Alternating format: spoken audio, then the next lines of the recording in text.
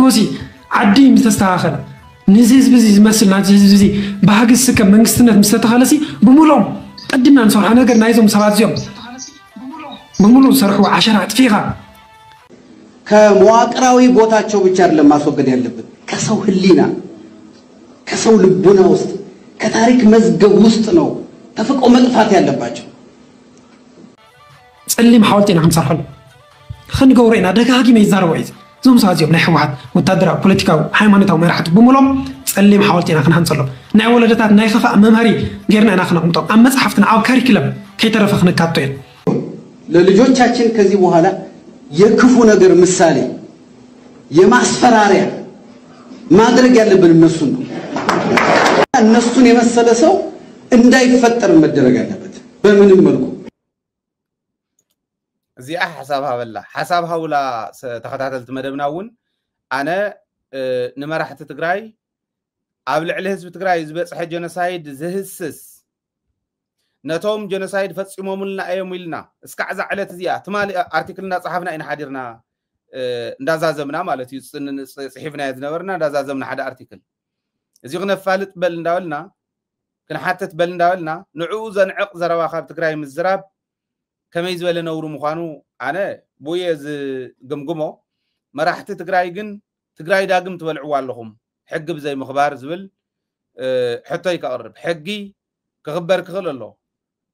ብሔራዊ ረብሓና ብሔራዊ ሕቶታትና ክምለሱ ብሔራዊ ረብሓና ክረጋገጽ ክንሰርሕ ክንክእል ኣለና ነዚኦም ዝህግር ብዝኾነ ይኹን መንገዲ ይምጻእ ብዝኾነ ይኹን ሰብ ይምጻእ እንታይ ኮንኩም ኢኹም ኣነ ብጣዕሚ እዩ ዝገርመኒ ዘሎ ኣብ ትግራይ ኮይኖም ኣብ መቐለ ኮይኖም ኣብ እግሪ ቤት ጽሕፈት ሕወሓት ኣብ እግሪ ቤት ጽሕፈት ግዚያዊ ምሕዳር ኮይኖም ቤተ መንግስቲ ትግራይ ኮይኖም ከምዚ ዓይነት ነገር ዘይእንዱብ ነገር ክዛረቡ ከለዉ እንተነኣሰ بحق انت زي حاتتكم ايتندبو ندو تايكم دا اخذ صرح زبل حتى يكقمط امو حساب كهبلا قدمي اغن 71 كيلومتر يو خاب عسبنا بوريت ولو زلهم نحنا سي كاب عسب 31 كيلومتر ينارحقنا زلنا يلوم لطيفهم الله وخيدكم رايو اوينا بوتا خوينهم يمتلعيلهم ابوريس ابي كباب زبل محساب كدليو تو كم كومنت كن وسيل لكم الله صقم يلن صحيفكم زلهم قصل ميكي جرم يغني لي هاي الحوا يقرتا نتورك بالطعمي شجير لما انتسي بسلكياتي وطيس تملي سبسلك متي له زلازيو صبو يسمع له الى تسفاي يقبر بدنبي يغني لي دحان نايزا زري خيا فيديو دقيم كاخ خمصا اناي ادلا خاسرا يمسناي جنرال تادس ورق زياو محدار تግራይ راه مالته انا متى خما جميره نيره نايزي سبزيو لما انت بايت ماري باخم مالتيو اوفيس خوينه سبات سيد دم لي بماسنجر خلت غيزه سمعيا ني انا ندانيال كبرت كوقس ليخم زبل زلو خم إلو منا إلو خزاربي مسيل نير مجمرتا كالاي مسمعه جن تبناي مجرشا زحفر نجر هنا عن توزر النورك ناوزي كاتو لخسي مريحنا تجراي جزاو محدار تجراي اتناي تجراي سرعات ጌታቸው ጻርቃን አፍሪሶም ሞዮም ዝብል ነበርና ሒዝቡ ንሱ ኤክስቴንሽን ኮይኑ ቅጽል ላዕለዋይ መሪሕነት ትግራይ ስቁ ኢሉ ዝርኢ ዘሎ ከምዚ እዚ ሰብዚ እዚ አይል ምስተዛረበስ ግደፎሞ ከም ድሌቱ ዕንድረር ትግራይ ወይዘን 2-3 ሰዓት ስለያ ፖሊስ ናይ ትግራይ ታይ ይሰርሐሎ እዚ ሰብዚ ኣሴር ካምጺኻ ናብ ፍርድ ቤት ናብ እስር ቤት ተእትዎ ብትዝወለ ወንጀል ክስ ቀሪዩ ዓቃብ ሕጊ ብትዘል ሕጊ يفردو عتم سبات مرحتي حوحت مرحتي سراوي تግራይ سي بصوتهم تمالسو يم نو عالم تقاديلم نا 17 عمت قال ستراي يكون زل هو تمالز نبر جينوسايد ناب اوروبا ناب امريكا يكون هاديمو افتي غوتا تግራይ نتي مخته ناي تግራይ نسوم يوم ودابيታት ገይሮም ወዲቦ መሪሖም መትخوينات ناي تግራይ نزياتهم كمزي عينت من نشاو مخاس تقراوي مخاس أو تقراي كوينكا نمتى مالد انت عينت مسكرنتي خاد اللي خالو كمزي عينت أو تقراي كفيلهم كمزي عينت ني تي بي اس ني اقسماويان سي ما بقص يونس أو تقراي كوينن نهزبنا جينوسايد نفصمو ህዝብና መሪሕነት ዘይብሉ ክተርፍ ዝሰርሓ ዘለዋስ ጠጠው ብልዎን ኮይኑ ነይሩ ከም ሚድያ መጠን ኤቲክ ሒዘን እንተዝቃለሳ ፀገም የብልና ምክንያቱ ሚድያ ናፃ ኮይኑ ገምጋም ክህብ ክወቅስ ክነቅፍ ክድግፍ ኣብ ፅቡቅ ሓሳባት ማለት እዩ ንቡር እዩ ንክተፍርስ እመኸዓ ሰብ ኩናት እንዳሃለና ማለት እዩ ሰላሕታዊ ኩናት ኣብ ትግራይ እናተኻየደ እንዳሃለዉ ሰዓት እዚ ህዝቢ ትግራይ እናሞተ ከምዚ ዓይነት መግለፂ ዝህብ ኣነ ሃይለ ሓወይ ዝሰብ እዚ ሒዙ እውን በሸኳይ ሰራዊት መኒኻ ፀጥታ ትግራይ ፖሊስ ትግራይ ሲ ኣብ ቀይዲ ከውዕሎ ኣለዎ ንሰብ እዚ ካብኡ ምስኡ ተዋፊሮም ዝሰርሑ ዘለዉ መን እዮም ምርሲ ማዕረ ሲ ብሕጊ ክጥየቁስ ክኽእል ኣለዎም ኣብ ትግራይ ሲ ብሕጊ ክንዳነ ክንክእል ኣለና ስለዚዩ ኣንቱም ሰባት ኣነ ሃይለ ሓወይ እንታይ ኢና መክንብል ስለዚዩ ትፀገም ተዓንቶ ናይ ኣሉላ ኣክፊሐዮ ኢንተርኔት ኮነ ቋሪፅን እምበር ኣብ ትግራይ ነንፃሕላ ኩላ ንፃሕላ ዝበሃል ኣካይዳታት ኣሎ ነንፃሕላ ድያ ትሰርሕ ዘላ ፖለቲካ ውዳቤታትስ ንትግራይ እንተይልና ኣብ ስልጣን በብ ዝመፃናዮ ታደሰ ወረደ ለማዓንቲ ናይ ወቀሳ ከየብዝሕ እምበር እዞም ልዕሊ 400 ጻድቃንን ጌታቸውን ፈሪሞም ክሰድዎም እንተለዉ ብለይቲ ዓፋር ፀጥታ ትግራይ ዝመርሕ ሰራዊት ትግራይ ዝመርሕ ጀነራል ታደሰ ወረደ ባዕሉ ዶ ኣይኮነን እዩ ንሱ ዶ ይነበሮን ይደኡ እዚ ገይሩ መሃስ ነቲ ናይ ሰራዊት መሪሕነት እንተየማኸረ ምንም እንተይበለ እናፈለጠ እንዳሃለወ እዚ ነገር እዚዩ ስቑ ኢሉ ክርእይዋ ኣብ ዓዲ ጉደም ይኹን ኣብ ሳምረ ይኹን ኣብ ካሊእ ሰራዊትና ክፅለም እንከሎ ሰራዊትና ክውቃዕ እንተሎ ብደንጎላ ስጉምቲ ከይውሰድ ኣሲሩ ዝሓዞ ብዓዲ ኣይኮነን ጀነራል ታደሰ ወረደ ከምዚያት ዓይነት ኣብ ትግራይ ከፍ ኢሎም መፀለምታ እናገበሩ ንመሪሕነት ትግራይ ንሰራዊት ትግራይ ከመይ ጌርካ ካስኡ ኢልካ ትሪኦም ስለዚ ኣብ ውሽጥና ኣብ መሪሕነትና ፀገማት ዝኒሄ ትማሊ ንፃድቃን ንጌታቸው ዝዓንደርሉ ትግራይ ፋሕብትን ክነእትዋ ኢና ንትግራይ ኢሎም ዝኸድዎ ጎስጓስን መገድን እቲ እንታይ እየ ዝርኢ ዘለኹ መስለካ ኣነ ሃይለ ሓወይ ብሓፂሩ ጌታቸው ባዕልኻ እውን ቅድሚ ሕዚ ትብል ነርካ ኢኻ ንሕና እንዲያው ጌታቸው ንመርፆ ንምንታይ ይመስለካ ካብ ጀነራል ታደሰ ወረደ ጌታቸው ከምዚ ኣለካ ምስ ከምዚ ይንሳህ ይባዕሉ ይህትፍ በቃ ይዛረብ ኣለኹ ፖለቲካ ይፈልጥ እንተነኣሰ እንታይ ከም ዝብል እኳ ትፈልጦ ናበይ ይኸድ ከም ዘሎ እኳ ትፈልጥ ወደ ሃተውተው ይብል ጌታቸውስ እወ እዚ ጀነራል ታደሰ ወረደ ግን ትግርኛ እናተዛረበ ትግርኛ ማእዝዩ ክዛረብ ኢልካ ትፅበዮ ትግርኛ እናተዛረበስ ትግርኛ ንባዕሉስ ኣብ ኣዲስ ኣበባ እናተማላለሰስ ኣነ ሒዝስ ትማሊ ናዋዕ ኾነ ነይረ ዝኾኑ ሰባትስ ኣዲስ ኣበባ በፅሑ መፅ ተሎሲ እንታይ ዓይነት ሓበሬታታትን እንታይ ዓይነት ኣንፈታትን ከየምፅእ ክብል ተለኹስ ኣታገደፈና እንዶ ባዕልኩም ሚድያ እኒኹም እንታይ ካባና ዝሐሸ ላዕሊ ሓበሬታ ትረኽቦ ኣለኹም እንታይ ኢና ክነግረና እንታይ እዩ ትግራይ መፅኡ ክዛረብ ንባዕሉሲ ኣብታ ናይ ኣርሚ 22 ሰልፊ ዝወፁላስ ኢልና ኢና መፈንቀለ መንግስቲ ክግበረኒ ኢሉስ ብዳዊት ከበደ ኢሚድየትሊ እንታይ ዓይነት መልእኽቲ ተመኪሮ ከም ዝነበረት ካብ ኣዲስ ኣበባ ባይዘወይ ተደዊልዎ ኣየር ክንሰድልካ ነውፀካ ኢሎሞ እዮም ከምዚ እንዳጋጣሚ እዋ ኣሻዓ ግዜ ዳሕራይ እቲ ንሱ ዝሃቦ መልሲ ኣይ ንሪኦ ኣለና ንከታተለና ኢና እቲ ነገራት ተራሂሩ እኒሄ ዝመስል ግን ክንከታተሎ እሞ እንድሕር ናብ ሕማቅ መገድታት ዝኣቶ መሲሉ ግን ክንነግረኩም ኢና ሽዑ ትሰዱ ኣየር ኢሉ ይመሊሱሎም እንታይ እየ ክብል ደልየ ጀነራል ታደሰ ወረደ ንባዕሉሲ ንትግራይ እናተቃለሰ ንትግራይ እናመርሐ ብሓደ ወገን ካነ የሲ ታሽሞት ፅባሕ ንጎ ክትበቅዕ ምዃና ስለ ዝግንዘብ ዘሎ 5-6 ወላ 5 ወርሒ ድየን ገለ ቀሪኖ ስለ ዘለዋ ንሳሲ ንኣኣ ንምንዋሕ እንታይ ዓይነት መሓወር ኣብ ትግራይ እውን ሙሉእ ገፅ ማለት ኣንፃሩ ክላዓል ህዝቢ ኣንፃሩ ክላዓል ውድባት ኣይደልን ኣብ ኣዲስ ኣበባ እውን ሙሉእ ንትግራይ ኢሉ ሙሉእ ንሳቶም ኣብ ጎኒ ዘይብሉ ክሰርሕ ይደልን ስለዚዩ ታደሰ ወረደ ኣብ ማእኸል ኮይኑ ንትግራይ ዓቕምታትና ፈረኽረኽ እናበለ ሰራዊት በብዘለዎ ክዳን ቅያር ዘይብሉ ናይ ሳሙና ቅርሺ ወርሓዊ ዘይብሉ ካሊእ ጠቕምታት ንጠቕማ ጠቕሚ ኢለ ተቃለሰን ግን ክነውሕ ተሎ እናንፀርፀረ ዝወፀሎ እዩ እናንፀርፀረ ዝጨነቆ ስድርኡ እናተሳቀዩ ዝርኢ መዓት ክንደይ ነገራት ኣሎ እዚያት ከመይ እናገበርካሲ نتقالسو ونس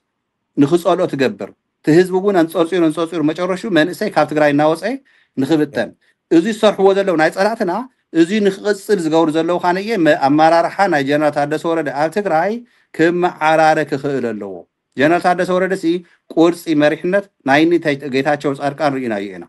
او تساتفነት ዝነበረካቶም ጀነሳይደር ሰደርካዮም ንሕናስ ይቅርታ ሓቲቱ ዛዕባንሱ ንትግራይስ በቃ ኣነሲ ክመርሓየ ናብ ጽቡቕ መገዲ ኮስዳ እየልሲ ቅጥዑ ዘለዎ መሪሕነት ተዝመርሕኮ ንሕና ኮ ጎን ድልዋት ኮይና ክንስለፍ ስለዚ መጨረሻ ዝብለ ሃይለ ሓወይ እዚኣ ወይ ንስኻ ሓሳብ ትበላ ወይ ሕቶ ከም ጸርካ ያናኻ ግረም ጀነራል ታደሰ ወረደ ንምንታይ እዩ እቲ ስነ ስርዓት ዘለዎ ካይዳ ንሱ ግዝያዊ ምሕዳር ትግራይ ኮይኑ ትግራይ እናመርሐ ኣብ ፖለቲካ ውዳቤ ንምንታይ ናይ ሰራዊት መሪሕነት ትግራይ ተመዓራሪዩ እቲ ሰራዊት ምርጫ ካይዱ ናይ ባዕሉ ነቲ ሰራዊት ዝመርሕ ካልእ ሰብ ዘይምረፅ ንምንታይ እዩ ንስ ክልተ ስልጣን ሒዙ ዝቕፅል እቲ ናይ ሰራዊት ኣካይዳ ከነብይል ሒዝዎን ይሄ ብጎኒ ጎኒ ከዓ ነየ እከለይ ዝኸውን ናብ ህዝብና ዝዳናገር ዘሎ ስለምንታይ ዝኾነ እዩ او نعايز مثلني طرحت يكون نورمال تو نفولت اسق حزن نردو سراوي تግራይ አዛዝ خلو نيرو تخكلي اسق حزي زئزز ዘሎ ወድ ወረደ ምዃኑ بتزواوري معناتيو امبر انا ጠይቀውን ስለዝነበርኩ እንዴ እዚ ኣብ ድፍረት ዝመልሳ ንጀነራል ፍሳሐ ጠይቀየ ነይረ ጠይቀየ መን አዛዚ سراوي تግራይ ለዮ بعلو زمرحا كوميتي خم زلامو بكوماند بكوميتي كم زمحدر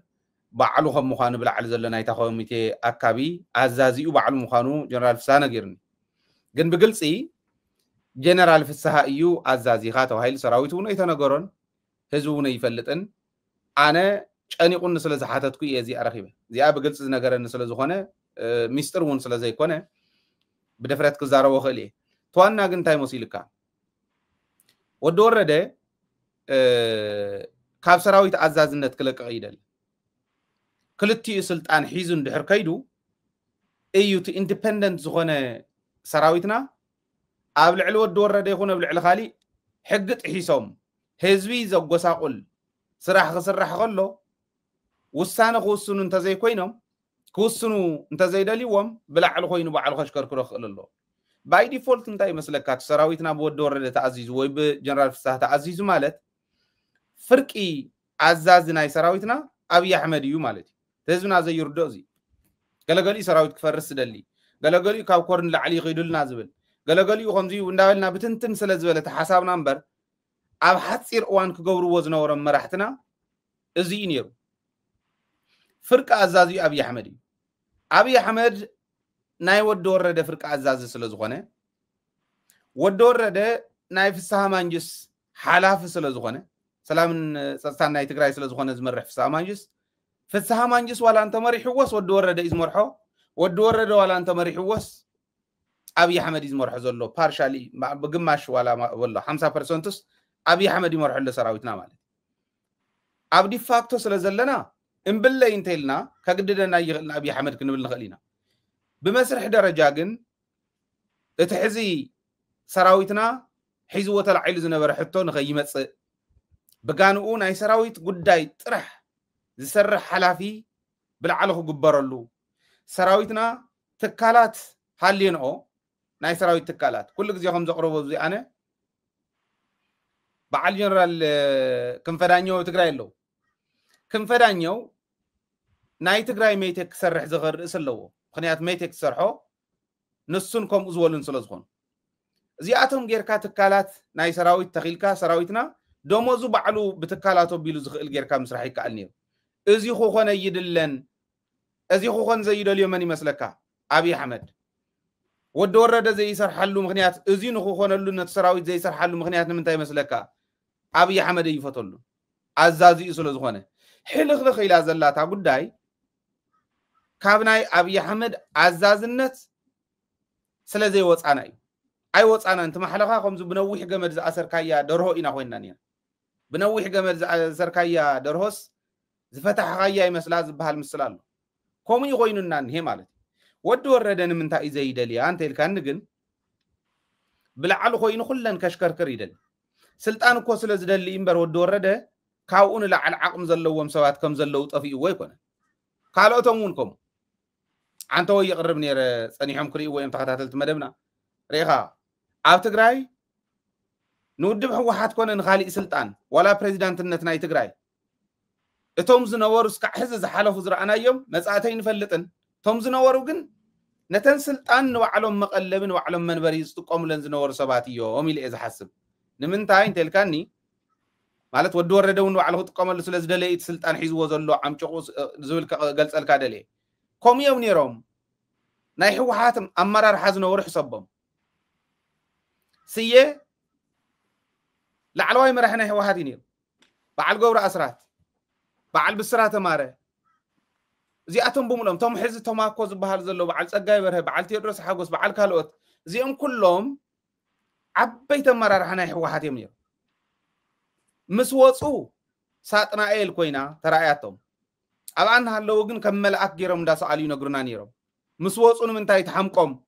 መጥቀሚት ይገብርዋ ስለ ዝነበሩ ጥቕሚ ምሳኣንላ ጸሊኦማ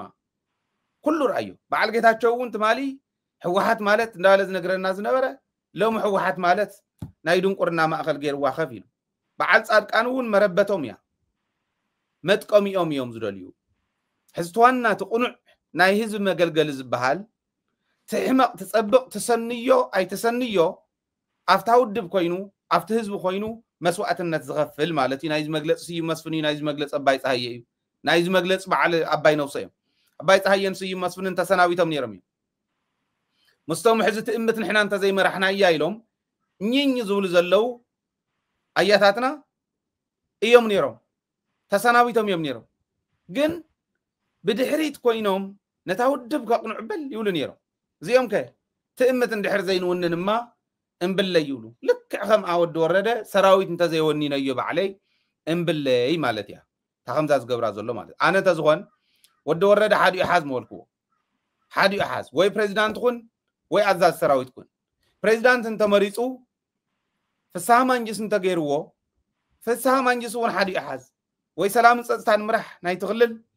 እዚ ፖለቲካዊ ስልጣን ይባይዞ ሰላም ጸጥታን ፖለቲካዊ ስልጣን ወታደራዊ አዛዝ ምዃን ማለት ግን ወታደራዊ ስልጣን ፖለቲካዊ ስልጣን አይኮነን አዛዚ እዩ ስለዚ እቱ ክንሰርሖ ዘለና ሕዚ ፍሳህ እንተ ኮይኑውን ሓዲ ይሓዝ ود ورد انت خوينون حدي يحس زي انت زي غيرنا سراويتنا فرق عزازيو ابي احمدي كل غزي حطنا تل على سلف اندا تغبرن انو علنا اندا توالعنا كنبرنا سلازدل ابي احمد بدن بخنا حاسولو يغبانا مالتينا تا مغنياتو سنسايا قاب انت وريد انت هيبل هايله بلني كاب سلطان كافتانا عزازنا توريدمو كاب غزيام محدار وانت وريدو اديس ابا خيدو افموز مليس خمس ادقان كتكوسلنا ندحري تيولون برقصኝነት የዝነግረካ እንተ ዝውሉን ይሮም እዚ አይተድልየንን ይልኮ ባዕሉ ደፋ ዝነበረት ስልጣን ስለ ዘአከብካይ እንተ ይኮነ ስለ ሰራሕ ኻሊኡን ህዝቢ አገልግልካ ተባሃል ሌጋስ ወን صحافል ካይለ ስለ ዘአመን ይዝለካና እዚያ ይኽብል ሚኪ كوس خالك ولا تاكمته زبلكايا تخكلنيا جنرال ታደሰ ወረደ ካብ አዲስ አበባ መስተመለሰ ላዕለዋይ መሪሕነት ሰራዊት ትግራይ ምክትል ሰራዊት ትግራይ ጀነራል ወድንበይተይ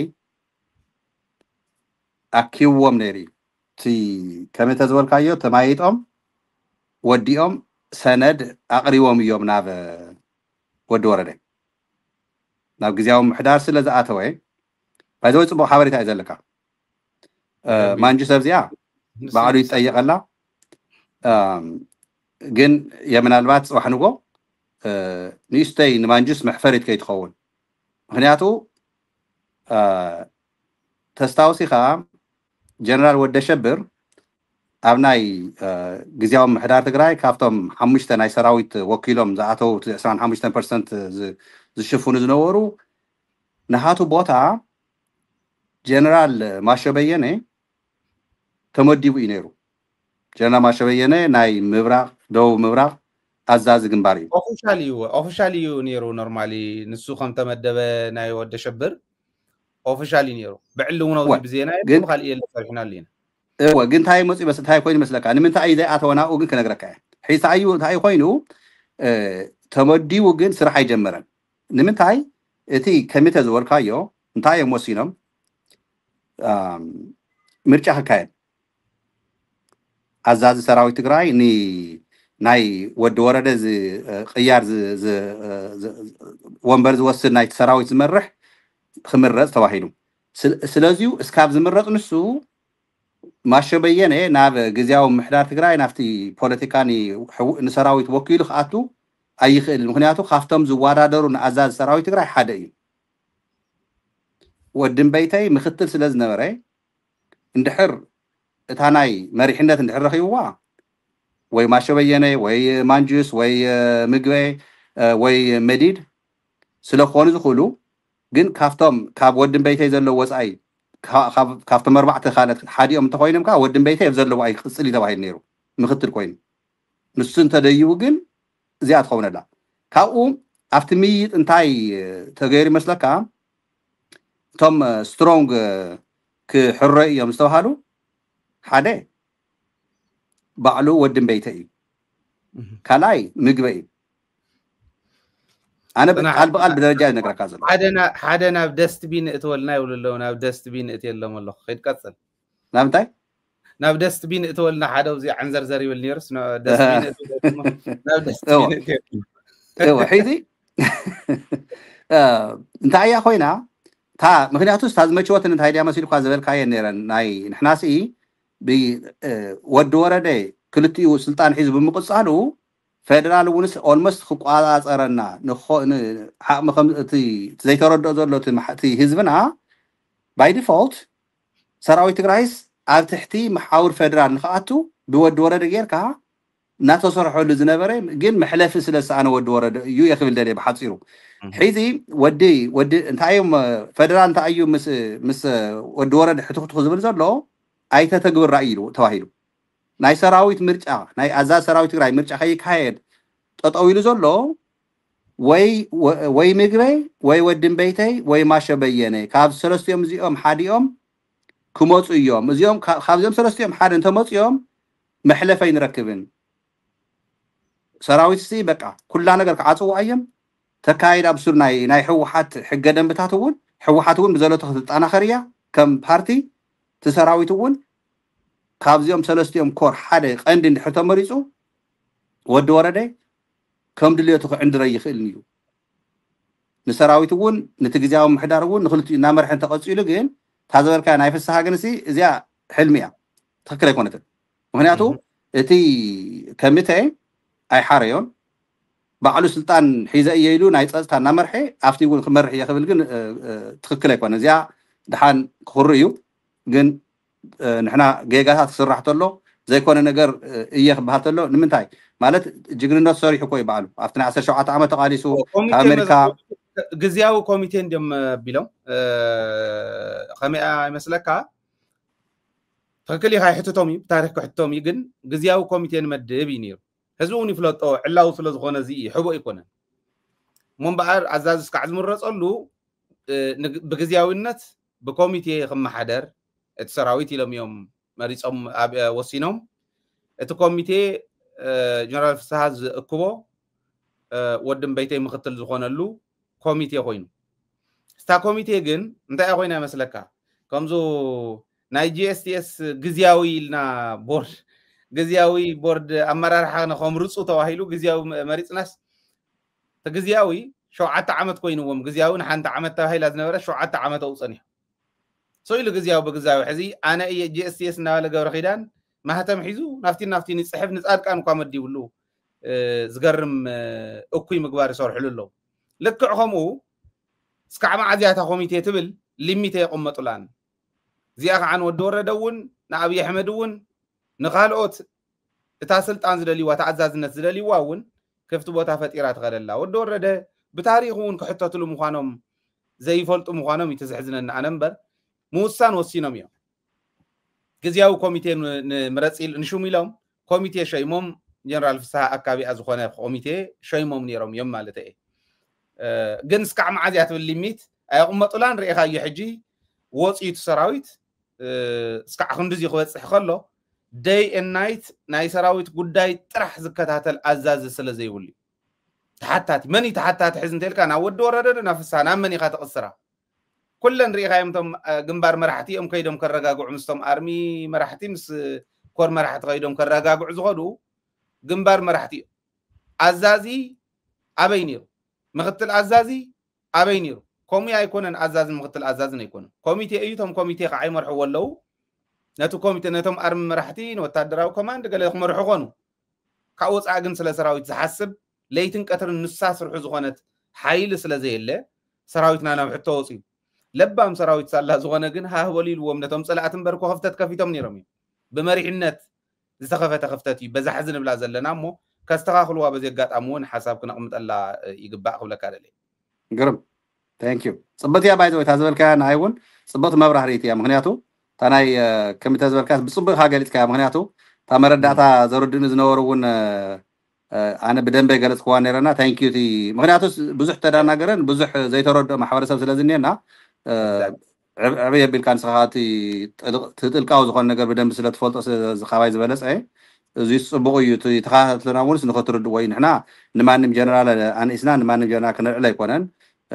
ወቀሳ እውን ዘይኮነሲ ናይ ጀነራል ታደሰ ወረደ ካይዳሲ ይመዓራረ ፅባሕ ንጎሲ ሓደጋ ከይመፀና ምክንያቱ በቢ ደረጅኡ መሪሕነት ተቐምጥ ኣብ ዝኾነ ቦታ ስርዓት ተጠያቅነት ክህሉ ኣካያይዳ ስርዓት ክሕዝ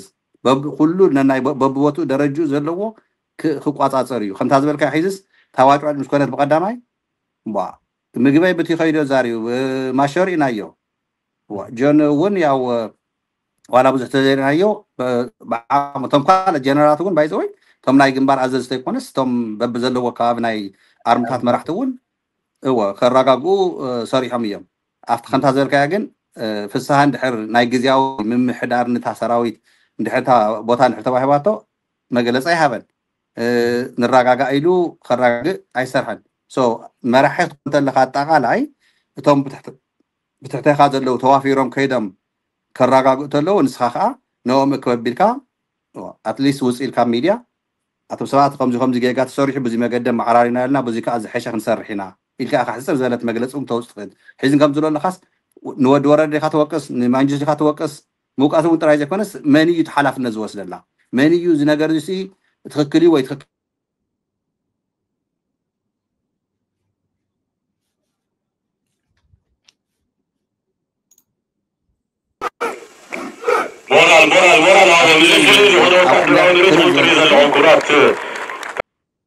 هو قاري تقاس لازم نبرة تطور بيها زيت يعني رقصش قصر هو الناس هاي بقى درجة يدق ما يزل خزروس تحسب زم صحيح زجلس كاتا خالية زورياسي حرفيا نخبلينا تجزي أوزي كاين هاي نقاصل بقى ودي اللي خبز عوانسو صبق ما نزازم ما من الواش تاناي بعل جيتاتشو بوري خير كام سؤال قال ملئ تعرفنا خا كلتا ثلاثة دقيقة أو صدمو أو إن حسب انتهيبك دحريوهن زازموت مدبنا أنا زناي بوري فوتو تمالون رأينا نرنا نشتلي تزارينا ونرنا أنا سراويت إرترا حزب إرترا سوقي البحر خركونا أي لو من دحر زعمنا خوينام تزحزنا كات زرقف ناي إثيوبيا بهر تبهيلو زعات غزل الحيزي ينبر إرترا ولا سكاب حدا من سيز أرياسي كتوا جاية إرترا خاني سوقي لك وننت بزلا إرترا عيفا يكون أنت نفر زلا سمايا درونات ناي إرترا ونبيت يسقع خمسة لو أنا عملت أنا سلا تاخا ناي سراويتنا مستري توصلنا إلى مسلا زوا نقف نمبر دروناتان أيارات هذيك أريونا معراريا خمسة لا تاشمو صبح حواريتها اللي هي زناي سراويت إرترا حكر مزراب دفاع حيزو بعلم ده ولوين أورن مثالات إرترا ديسابا خمسة زقيو درونات إرترا بسمايات ديسابا خزورة عنده ولين أورن already قال يسمى مسؤول زغون حدش استاي خون زلك هبدا هو نتي حدا بقى تي كل محور ميديا زي تقاتل اللي امبر تخكلي خاو بقلصتي بسرتي سراويتنا إرتراون كو أول سعيد زلوا بزح سراوي زلوون محور ميديا ون زرقي حمل لو إملام كناي سكاب حيز جن بزح ناي سراويتا من قصقاس كزاروي دولي نيرم حق المزراب جن بركت زبالة سراويت ناي إرتراون بمعراب إرتران تمسخا من حاجة حسكا معات سراويت تسدي فوليو مهنياتوس بلسقنا بتين كتنكفن يلوس ل مرجع بايزوي كبلسقنا زبالة ناي شعبية سلية يزبالة طبعا خقرة لم تكن استريال زيد حقنا سيو ببرة قال زول زلوا خانسي ببحر يمسو ببرة يمسو بعفار يمسو بحمارة يمسو صباح نقول كم قوس نخرج سراويت إثيوبيا تواهيلهم ناي بلسقنا شرحتاتن ناي إيرومو أو بي دي أو بحري زي ملكتنا أيلهم زفكروا صباح نقول زي روم أنا نخطفو متكعتي نخجورو يدالو خم علو ده اللون لا أبقى متنقطو تناي برة ولا ذا حاجة حلميو مالت رينا يكو أبي أحمد ناي 5 عامات ودرسي خن حزينا هذا سومالي لاند يلكو نعلم كو نغير نايكون زي فكرون زي ولو مالت لمدم يزاتم فخراسي ناي ولد دميو جهرا ناي ولد دميو اب تغبار جن فلوتيو سو انا انت خبل ولا تمال تግራይ ተፈጸመ ጀነሳይድ ብጽምዶ ኤርትራ ምስ ኢትዮጵያ ኮይና ገበን ተፈጽመልና እምበር ኣነት ህዝቢ ኤርትራ ከጉዳይ አይደለም አብይ አሕመድ ጀህራሚ ዲኻ ትብለን ዘለኻ ግደፍ ከምኡ ዲኻ ትብለኻ ልምዲ ከም ናይ ወለደም ሞሪያና ግደፍ ጽናሕ አየር ከቅርብ የኩል ይብለለ ሰባይ ለበርካታ ሀገራት አውሮፕላኖች በ2030 ለበርካታ ሀገራት አውሮፕላኖች ዩኤቪዎች እናቀርባለን የተለያዩ የአውሮፕላን ፓርቶች እና አውሮፕላኖች ለአፍሪካ ማርኬት ማምረት ማቅረብ እንፈልጋለን ሁሉም ሀገራት ምርምርና ስርጸት ሲጀምሩ ማምረት ሲጀምሩ ታሳቢ የሚያደርጉት እኛ ነው አፍሪካውያንን ነው የአፍሪካ ማርኬት ታሳቢ አድርገው ነው የሚያመርቱት ብዙዎቹ እንደምናቀው አሁን ኢትዮጵያ ያንን የመወዳደር ፍላጎት ስላላት ወደዛ ገበያ ትገባለች ምንም ጥርጥር የለውም በ2030 ለበርካታ ሀገራት አውሮፕላኖች ዩኤቪዎች እናቀርባለን ለኛም ለሀገር ውስጥ ፍላጎት በርከት ያለውን ሁሉን ላናሟላ እንችላለን በርከት ያለ ፍላጎቶቻችንን በተለያየ መንገድ እንደምናሟላ ተስፋ ተመልከት በ2030 ማለት 2030 አየር ከተቀረበ ያ ናብ ዓለም ዕዳጋ ይብለካሎም ባር እዚዩ ጀህራሚድ ካይኻ ይሰርሑን አብይ በእንጨት ዛሪሖም ደም አየር ክሸቶ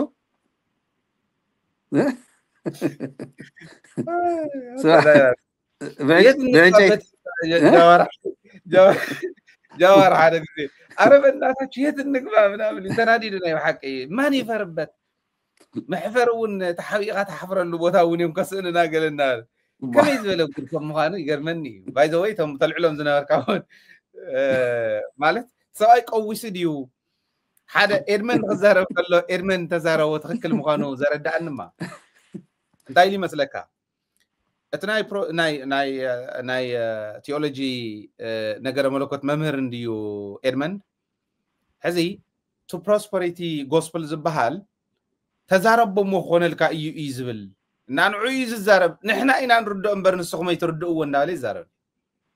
عبعسران أو كلتشن 3 نسي أير كنا قربين أنا على معداقاي للزارب سب مالت أبيز العدي إياهم وخطكون أيه هو أن يعبنا يكون نزبلا كذا الله كلتشن 3 نس حزية تنكر محز صريحيا زبلن قد مشو عت عمل شديش عمت بلنا ساتلايت منطقنا لنا يلو نابي تفعل زنابنا زنبينا يبل ندادي او صينا لنا يبل زي تباهله ነገር ኮል ታና የተሕዝቱ ለዝነበር ካና ይወደቡና ይሰማለ እንኳ አደስ ወለኩም ተዋሂሊ ባይዘው በናሽናል ቴሌቪዥን ኢትዮጵያውያን እንኳ አደስ ወለኩም ተዋሂሎም ናበኢና ኸድና ንሓፍሮ ከም ዝወሎ ጃዋር محفر زخانة سواء يتخكل يخاف لك على اللي نيشت اللان فجأة كربلون فجأة زبل تقرينيا يلني ولا اللوزي فجأة تقرينيا فجأة تا محرينيا فجأة تا تقرينيا حدا زي نعم محرينيا زخدنا موصيل الناس كمستا فجأة تا مالتي كمستا راح إذن أنت رفت فجأة تا نقول فلو ملنا نحنا أيو قد يقولكمون قانقنا أيو قانق أزموت قام زنا جبركا سلا عفتيز لك الرأي فليز ولا سلا زخانة قانق أخذ قالات كان أوز صقعنا قرف كاين تغير كاين حمق قانق أنا كاين قتل قانق أزعب عخا وكالي وندا تو حساس لزخانة كانوا وصلوا يزقبعنا ولا أنت زي يخونون ክትህፍትሞ እዩ ዘለካ ቋንቋ ክብለል እየ ክምስታ ፈገግታ ትግርኛ እዮም anyway نخيد قصل زازملي قرب ما اي ثانك يو تمس حقي زمصخيا ግን حتى حتى كان بعنጨይ تسرح لي يخشطلهم ب 10 30 إلى كان يسمع خنن تايرس بعنጨይ تخسرح ማለት እዩ باي ذا واي قدفهم اير خسرح سي مداباريا انا محارا زعتو ل 15 عام 15 عام زغبرا مكاين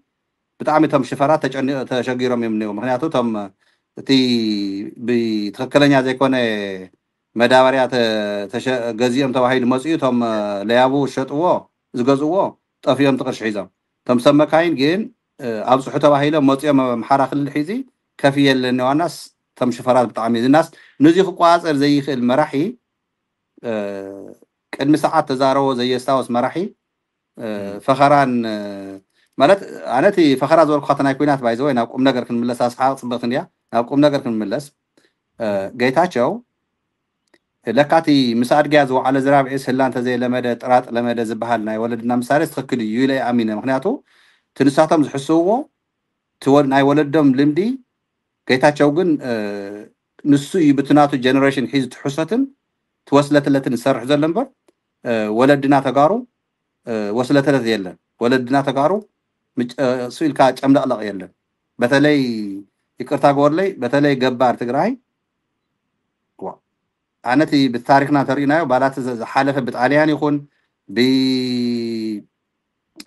ሃይለ ስላሴ ይኹን ብደርጊ ይኹን ኣፍተና ሒዝ እውን ይኹን እሲ ትጅግናት በቃ ነቲ ቃልስና እውን ጠንካራ ዘግበሮ ትገባር ትግራዋይ እዩ ስለዚ ገባር ትግራዋይ ሓቅነት ሒዙ እዩ ዝቃለስ ገባር ትግራዋይ ለባም እዩ ጠንካራ እዩ እስልምና ይካተል ይኹን ክርስትና ዝካተል ይኹን ናይ ሃይማኖት ዘይገድስ ናይ ዚኣቶም ዝካተልዎ መገድታት ግን ብጣዕሚ መሕፈር እዩ ስለዚ ፈኸራ ዝፍክርዎ ዘለው ግን እሲ እንዲያውስ እዚኣ ከልሞ ክንዛዝማ ብልጽግና ጨኒቃቶ ዘሎ ሐይዚ ህዝቢ ትግራይ እውን ኩሉ ግዜ ናይ ኩናት ናልካ ትስከፍ ዘለካ ሲ ህዝቢ ኤርትራ ህዝቢ ኣምሓራ ህዝቢ ትግራይ መፅናይ ዝነና ደረጃታት ምርዳ ትገበን ዝፈጸመ ብሕጊ ይጠየቅ ህዝቢ ግን ርክክብ ገይሩ ስነ ስርዓት ዘለዎ ኣካያዳታት እናኸድና ናብ ሓደ ፀገምና ንፈትሐሉ ይምፃእ ተባሂሉ ኣብዚ የብደደቢት እውን ደጋጊምና ዝተማየጥናሉ ኣነስትኻን ትፅቡቅነቱ እዚዩ ንቶም ፀላእትና ብደዎም ኣብ ስሪኦም የሽኖም እዩ ዘሎ ክነግረካ ብደዎም ኣብ ስሪኦም እዮም ዝሸኑ ዘለው ምክንያቱ ህዝቢ ኣምሓራ ህዝቢ ትግራይ ህዝቢ ኤርትራ ተማያይጡ ፀገሙ ፈቲሑ ትማሊ ተበደለ ካሕሳ ረኺቡ ዝበደለ ከኣነየይ ብሕጊ ተሓታትነት ፍትሓዊ ክመፅእ ዝኽእል እቲ ህዝቢ ናብ ሓደ ተመፅኡ እዩ መሪሕነቱ እውን ናብ መስመር ዝኣቱ ህዝቢ ኣብ ዝተደራጀወሉ ህዝቢ ኣብ ዝነቕሐሉ ህዝቢ ኣብ ሓደ ፀገመይ ባዕለይ ክፈትሕ እየ ኢሉ ተራዳድአሉ ቦታ እቲ መራሒ መሕለፊት ይረክብ ኣብ ኤርትራ ዘሎ ይኹን ኣብ ትግራይ ዘሎ ይኹን ኣብ ኣምሓራ ዘሎ ይኹን ህዝቢ ይኣኽለና ድሕሪ ሐይዚ ትግራዋይን ኣምሓራይን ምቅታል ይኣክል ኤርትራውን ትግራዋይን ምቅታል ይኣክል ኢሉ ብዝመፀሉ ኣብ ሰሜን ዝኒሄ ህዝቢ ይኽብለካ እየ ኣብ ሰሜን ዘሎ ህዝቢ ናብ ሓደ ምምፃእ ማለት ኣብ ሽዋ ዝኒሄ ሓይሊ ኩሉ ግዜ ንኣና እናተኻተኸ ዘቃትለና ፀንሐ ናይ መጨረሹ እያ ትኾን ዘላ ምስኡ ዘለው ናይ ኣምሓራ ክሓዳማት ምስኡ ዘለው ናይ ትግራይ ክሓዳማት ምስኡ ዘለው ናይ ኤርትራ ክሓዳማት ኣብ ኣዲስ ኣበባ ዝብ ዘለኹ እዚኣቶም ካ ፅባሕ ንጎ ሓቢሮም ምስኡ እዮም ክቕበሩ ስለዚ ንሕና እታ ንዳ ዘለና ሐይዚ ብሰላም ፀገምና ንፍታሕ ውዕል ቪቶርያ ትተግበር ህዝብና ናብ መረቦት ክምለስ ዘሎ ናብ ምዕራብ ፀጥቱ ምስ ሰራዊት ትግራይ መሪሕነቱ ምስ መሪሕነት ትግራይ እዚኣ ጌርና ንረዳዳ ካብዚ ንላዕሊ ግን ብቡረ መፂኻ ትወስደ ባሕሪ የለን ብትግራይ መፂኻ ትወስደ ምዕራብ የለን እዚኣ ህዝቢ ትግራይ ብደንቢ ጌርና ክንረዳዳ እንክእል ኣለና ኤርትራውያን እውን ሓደ ግዜ ፖለቲካ ንሕና ክንረቢልና ክንዛረብ ተለና ናብ ካልእ ጥወይዎ ንሕና ህዝቢ ኤርትራ ሓውና እዩ ህዝቢ ትግራይ ሓውካ እዩ ክንብል ተለና ኤርትራን ትግራይን ሓንቲ ሃገር ጌርና ስኢ ኣባይ ትግራይ ዶ ገለዶ ዝብሉ ዘለው ሰባት ብኣቶም መገዲ ንኸደልና ማለት ኣይኮነን ዓዲ ክመለትኩም ክልል ኣለና ዲፋክቶ ስቴት ኢና ድሕሪ ዲፋክቶ ስቴት ንሕና ከዓነየ ህዝብና ናብ መረቦት ይመለስ ህዝቢ ትግራይ ካብ በዓል ፅባሕ ንጎ መብት ዓርሰ ውሳኔ ክውስን እዩ ብሕወሓት ፈቃድን ከልካልን ክኸውን ይኽእል እዩ ህዝብና ነቂሑ እዩ መንእሰይ ትግራይ ነቂሑ እዩ ስለዚዩ ተሓበኑ ፅባሕ ንጎ ሰላም ክኸውን እዩ ትግራይ ፅባሕ ንጎ ምዕራብ ናብ ኢድና ክትመፅእ እያ ኣርሚ 70 ክንብል ተለና ሃይድ ሓወይ ፅባሕ ወይ ድሕሪ ፅባሕ ካብዛኣተና ክነስማዕ ኢና ካብ ኣርሚ 13 ናብ ኣርሚ 70 ዝተፅሓፈት ደብዳቤ ባዕሎም ዘነውዋ ካብ ኣርሚ 13 ተጋዳላይ ፅብቕቲ ዝኾነት ታሽመላ ክልበላ ኣብ ቀፃል እናተወለ ክነስማዕ ዓይናና እታ መልእኽቲ ካነ እየይ ታጥንክርና ናይ ሰራዊት ትግራይ እያ ትክክል እዩ ወፈርተ ወገስ ንሕሙራ ይብል ኣለው እዚ ከዓ ትክክል እዩ ወፈርተ ወገስ ንሕሙራ ኢና ንብል ንሕና እውን ግን በቶም ሳይንስን ጥበብን ወታደራዊ ሳይንስን ጥበብን ዝሰነቁ ወለድና ኣያታትና ብኣቶም ተመሪሑ ኣብቲ ዘድሊ እዋን ኣብታ ተድሊ ግዜ ከም ዝገብርዎ ኣይንጠራጠርን ፑሽ ግን ክንገብር ኢና ትክክል እዩ ሕዚ እውን ናብኡ ኢና ክንወፍር ዘለና ኣብኡ ኢና ኔና ንሕና እውን ወፊርና ኮይና ኔና